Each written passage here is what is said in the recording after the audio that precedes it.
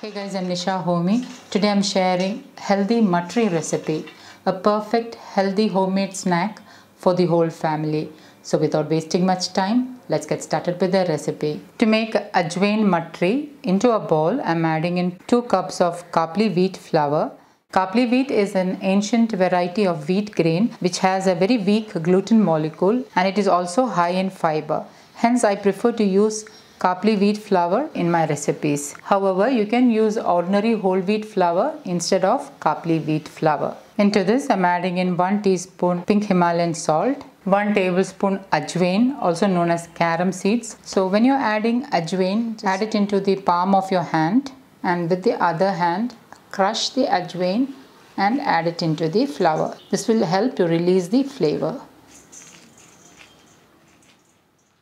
Ajwain helps with digestion and the flavor of ajwain in Mathri is amazing. However, if you prefer to add in little jeera, you can add half a teaspoon of jeera in this recipe. And now with my hand, I'm just mixing all this really well. Into this, I'm adding in 1/4 cup wood pressed groundnut oil. Instead of wood pressed groundnut oil, you can use any locally sourced wood pressed oil of your choice. Remember that healthy cooking is all about using the right quality of oil. Wood pressed oils helps in better nutrient assimilation. So try to include wood pressed oils in your diet for better health. And now with my hand, I'm just mixing the flour. So what I'm basically doing is I'm mixing the groundnut oil into the flour. You need to do as I'm showing, only then the wood pressed oil will be mixed into the flour. This actually will help to make the Mathri crispy once it is done.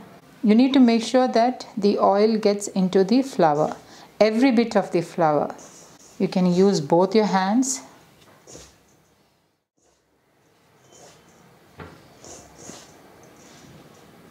Rub it with your hands like this. And once done, it will have a coarse sand-like texture. Now to know whether the oil has dispersed well into the flour, just take a small portion and press it very tightly. And if it holds the shape, the oil is nicely dispersed in the wheat flour. At this stage, I'm going to add in water. So I have measured 1 cup of water and I'll be adding water little by little. So add in about 1/4 cup water and then mix it into the flour. Sometimes you may need only 3/4 cup of water. So add water little by little. Again I'm adding in little water. So each wheat flour is different to what. So it all depends upon the wheat flour you are using. Always make sure you add water little by little. I'm adding in a little more water. For Mathri, you need to knead the dough just like that of a puri dough. It should be slightly hard but soft. The dough should not be soft and wet like that of roti dough. It should be slightly hard but soft. I needed only 3/4 cup of water. Each wheat flour reacts differently with regard to water, so add water little by little until you get the required amount. In this recipe, I used 3/4 cup of water. I'm kneading this a couple of times until the dough becomes soft, just like puri dough. So I have kneaded the dough. So at this stage, I'm going to cover it with a clean cotton napkin and I'm going to allow it to sit for about 10 to 15 minutes. And after 15 minutes, the dough has rested really well. I'm kneading it again a couple of times. I'm dividing the dough into equal sized balls. So I've divided the dough into 4 equal portions. To roll out the Mathri, take 1 portion of the dough ball and lightly knead it a couple of times.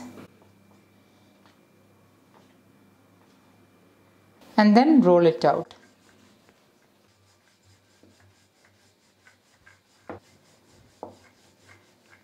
I have rolled it out into almost a rectangle shape. The rolled out dough is not very thin. I'm pricking the dough with a fork. With my pizza cutter, I'm making thin strips like this. You can cut the dough in your desired shape, and then I'm slicing into 3 portions. So this is the shape I prefer. If you want, you can make it into square or rectangle or even a diamond shape. I'm heating my small cast iron kadai, and into that I'm adding in wood pressed groundnut oil. Let's check whether the oil is heated. So if it sizzles and comes up almost immediately, the oil is heated. Now the oil is heated. I'm removing this out. Reduce the flame to the lowest and then add in the matri pieces.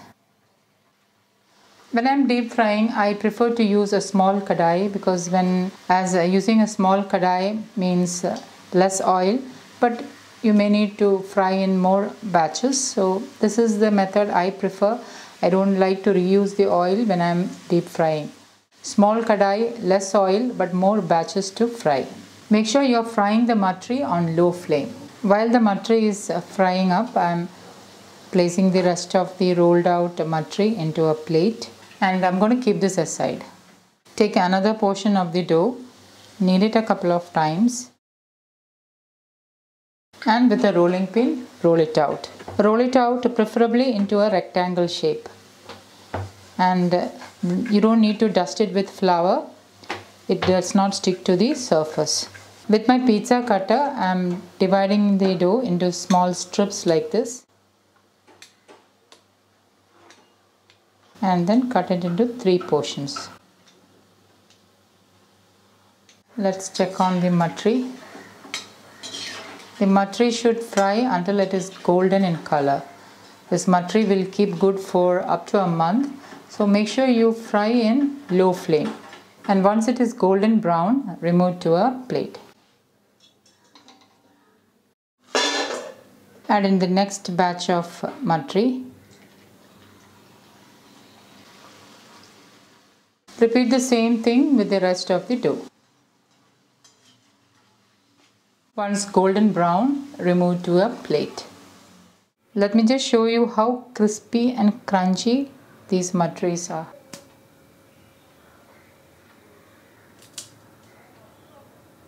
Allow the matris to cool down completely and then store it in an airtight glass container. So guys, do try this healthy matri recipe and let me know how it turned out. Thank you for watching, and until next time, take care. Bye-bye.